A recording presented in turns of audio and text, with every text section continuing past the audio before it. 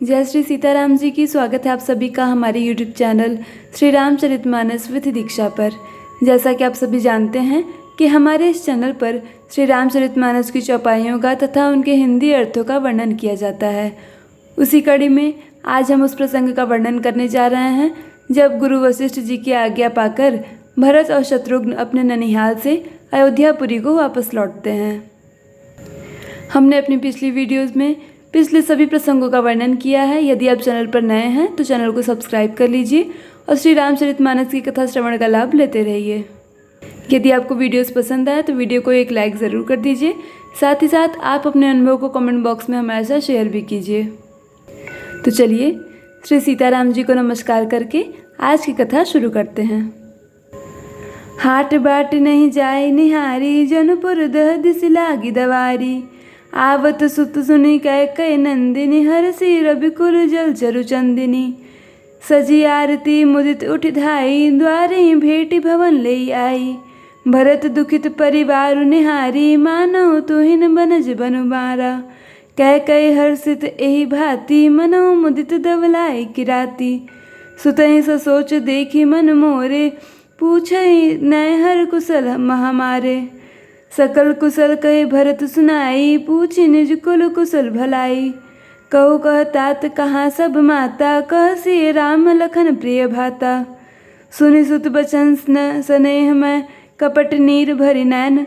भरत श्रवण मन सूल सम, पापिनी बोली बैन। जय भगवंत अनंत अनामय, अनग अनेक एक करुणामय। जब भरत जी और शत्रुघ्न जी अयोध्या में प्रवेश करते हैं तो उन्हें वहाँ पर सब कुछ बहुत ही विचित्र दिखाई पड़ता है। बाजार और रास्ते देखे नहीं जाते, मानो नगर में दसों दिशाओं में दावाग्नि लगी है। पुत्र को आते सुनकर सूर्यकुल रूपी कमल के लिए चांदनी रूपी कैकई बड़ी हर्षित हुई। वह आरती सजाकर आनंद में भरकर उठ दौड़ी और दरवाजे पर ही मिलकर भरत शत्रुघ्न को महल में ले आई।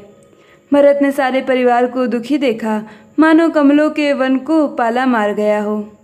एक कैकई ही इस तरह हर्षित दिखाई दी, मानो भिलनी जंगल में आग लगाकर आनंद में भर रही हो। पुत्र को सोचवश और मन मारे देखकर वह पूछने लगी, हमारे नैहर में कुशल तो है? भरत जी ने सब कुशल कह सुनाई, फिर अपने कुल की कुशल क्षेम पूछी। भरत जी ने कहा, कहो पिताजी कहाँ हैं? मेरी सब माताएं कहाँ हैं? सीता जी और मेरे प्यारी भाई राम लक्ष्मण कहाँ हैं? पुत्र के स्नेह में वचन सुनकर नेत्रों में कपट का जल भरकर पैपनी कैकई भरत के कानों में और मन में शूल के समान चुभने वाले वचन बोली।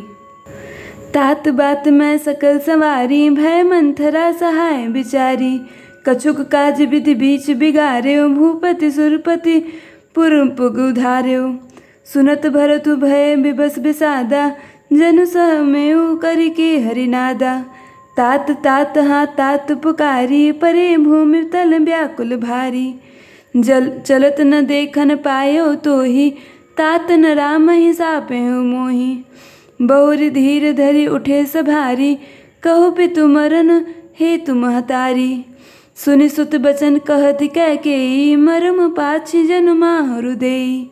आदि हूँ ते सब आपनि करनी, कुटिल कठोर मुदित मन बरनी। भरत ही बिसर्यो पितु मरन, सुनत राम बन गौनु। हे तु अपन पौ जानि जिय, थकित रहे धरि मौनु। जय भगवंत अनंत अनामय, अनग अनेक एक करुणामय। कैकेयी बोली, हे तात मैंने सारी बात बना ली थी। बेचारी मंथरा सहायक हुई, पर विधाता ने बीच में जरा सा काम बिगाड़ दिया। वह यह कि राजा देवलोक को पधार गए। भरत यह सुनते ही विषाद के मारे विवश बेहाल हो गए, मानो सिंह की गर्जना सुनकर हाथी सहम गया हो। वे तात तात हाँ तात पुकारते हुए अत्यंत व्याकुल होकर जमीन पर गिर पड़े और विलाप करने लगे कि हे तात, मैं आपको स्वर्ग के लिए चलते समय देख भी न सका। हाय, आप मुझे श्री रामचंद्र जी को सौंप भी नहीं गए। फिर धीरज धरकर वे संभल कर उठे और बोले, माता पिता के मरने का कारण तो बताओ। पुत्र का वचन सुनकर कैकेयी कहने लगी, मानो मर्म स्थान को पाँचकर चाकू से चीरकर उसमें जहर भर रही है। कुटिल और कठोर कैकेयी अपनी सब करनी शुरू से आखिर तक बड़े प्रसन्न मन से सुना दी। श्री रामचंद्र जी का वन जाना सुनकर भरत जी को पिता का मरण भूल गया और हृदय में इस सारे अनर्थ का कारण अपने को ही जानकर वे मौन होकर स्तंभित रह गए, अर्थात उनकी बोली बंद हो गई और वे सन्न रह गए। बिकल बिलो की सुतहि समझावती, मनहु जरे पर लोन लगावती। तात राव नहीं सोचै जौगु, बिढ़ सुकृत जसु किन्ह भोगु। जीवन सकल जन्म फल पाए, अंत अमरपति सदन सिधाए। अस अनुमानी सोच परिहरहूँ, सहित समाज राज पर करहूँ। सुनि सुठी सम में राजकुमारु, पाके छत जनु लाग अंगारू। धीरज धरि भी भरी लेहि उसासा, पापिनी सबहि भांति कुल नासा। जो पै कुरुचि रही अति तोहि, जनमत काहे न मारै मोहि। पेड़ काटि तय पालऊ सींचा, मीन जियन नीति बारी उलीचा।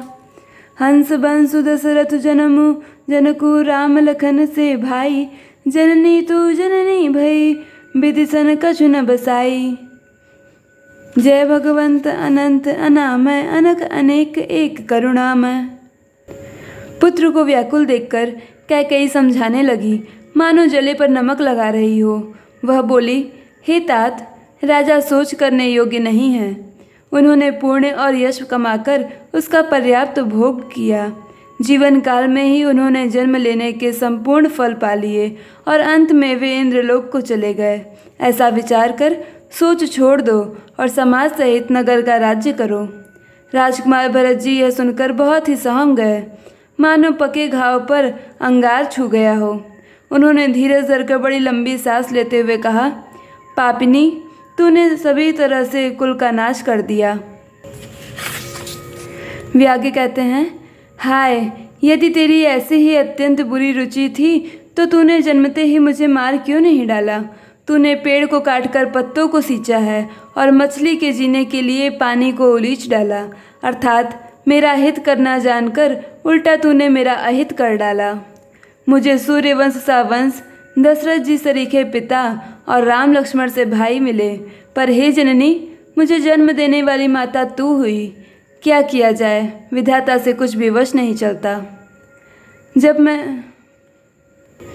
जब तय कुमति कुमत जियठहु, खंड खंड होई हृदय न गयऊ। बर मांगत मन भई नहीं पीरा, गरि न जीह मुँह परउ न कीरा।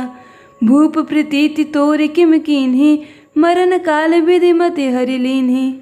विबुध न नारी हृदय गति जानी, सकल कपट अग अवगुण खानी। सरल सुशील धर्म रत राहु, सो किमि जाने तिय सुभाऊ। अस को जीव जंतु जग माही, जेहि रघुनाथ प्राण प्रिय नाही। भे अति अहित राम तेउ तोहि, को तू अहसि सत्य कहु मोहि। सो हसी मुँह मसिलाई, आखि ओट उठ बैठे जाई। राम विरोध हृदय ते प्रगट, किन्न विधि मोहि। मोह समान को पात की, बाद कहूँ कछु तोहि। जय भगवंत अनंत अनामय, अनघ अनेक एक करुणामय। भरत जी आगे कहते हैं, अरे कुमति, जब तूने हृदय में यह बुरा विचार ठाना, उसी समय तेरे हृदय के टुकड़े टुकड़े क्यों न हो गए। वरदान मांगते समय तेरे मन में कुछ भी पीड़ा नहीं हुई, तेरी जीभ गल नहीं गई, तेरे मुंह में कीड़े नहीं पड़ गए। राजा ने तेरा विश्वास कैसे कर लिया। जान पड़ता है विधाता ने मरने का समय उनकी बुद्धि हर ली थी। स्त्रियों के हृदय की गति विधाता भी नहीं जान सके, वह संपूर्ण कपट पाप और गुणों की खान है। फिर राजा तो सीधे सुशील और धर्मपरायण थे, वे भला स्त्री स्वभाव को कैसे जानते। अरे जगत के जीव जंतुओं में ऐसा कौन है जिसे श्री रघुनाथ जी प्राणों के समान प्यारे नहीं हैं। वे श्री रामचंद्र जी भी तुझे अहित हो गए, वैरी लगे। तू कौन है, मुझे सच सच कह, तू जो है सो है। अब मुंह में स्याही पोत कर उठकर मेरी आंखों की ओर जा बैठ। विधाता ने मुझे श्री रामचंद्र जी से विरोध करने वाले तेरे हृदय से उत्पन्न किया, अथवा विधाता ने मुझे हृदय से राम का विरोधी जाहिर कर दिया। मेरे बराबर पापी दूसरा कौन है, मैं व्यर्थ ही तुझे कुछ कहता हूँ। सुनि शत्रुघ्न मातु कुटिलाई, जरहि गात रिस कछु न बसाई।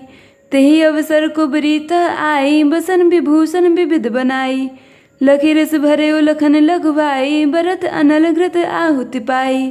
हुमा गिलात तकी कुबर मारा, पर मुँह भर मही करत पुकारा। कुबर टूटे फूट कपारू, दलित दसन मुख रुधिर प्रचारु। आह दई मैं काह न सावा, करत नीकु फल अनैस पावा। सुनि रिपुहन लखी नख सिख खोटी, लगी घट सीटन धरि धरि झोटी। भरत दयानिधि दिन झड़ाई, कौशल्या पहिगे दो भाई। मलिन बसन बिबरन बिकल, कृश शरीर दुख भार। कनक कलप बर बेली बन, मानव हनि तुषार। जय भगवंत अनंत अनामय, अनघ अनेक एक करुणामय। माता की कुटिलता सुनकर शत्रुघ्न जी के सब अंग क्रोध से जल रहे हैं, पर कुछ वश नहीं चलता।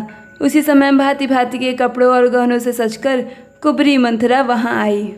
उसे सजी देखकर लक्ष्मण के छोटे भाई शत्रुघ्न जी क्रोध में भर गए, मानो जलती हुई आग को घी की आहुति मिल गई हो। उन्होंने जोर से तककर कुबड़ पर एक लात जमा दी। वह चिल्लाती हुई मुंह के बल जमीन पर गिर पड़ी। उसका कुबड़ टूट गया, कपाल फूट गया, दांत टूट गए और मुंह से खून बहने लगा। वह कराहती हुई बोली, हाय देव, मैंने क्या बिगाड़ा जो भला करते बुरा फल पाया। उसकी यह बात सुनकर और उसे नख से शिखा तक दुष्ट जानकर शत्रुघ्न जी उसके बाल पकड़ पकड़ कर उसे घसीटने लगे। तब दयानिधि भरत जी ने उसको छुड़ा दिया और दोनों भाई तुरंत कौशल्या जी के पास गए। कौशल्या जी मैले वस्त्र पहने हैं, चेहरे का रंग बदल गया है, व्याकुल हो रही हैं, दुख के बोझ से शरीर सूख गया है, ऐसे दिख रही हैं मानो सोने के सुंदर कल्पलताओं को वन में पाला मार गया हो। आज के लिए बस इतना ही। आगे कथा अगली कड़ी में होगी, उसमें श्री भरत जी और माता कौशल्या के बीच जो संवाद होता है उसका वर्णन किया जाएगा। तो चलिए आज की कथा को यहीं समाप्त करते हैं और मिलते हैं अगली वीडियो में। आप सभी का अंत तक वीडियो देखने के लिए बहुत बहुत धन्यवाद।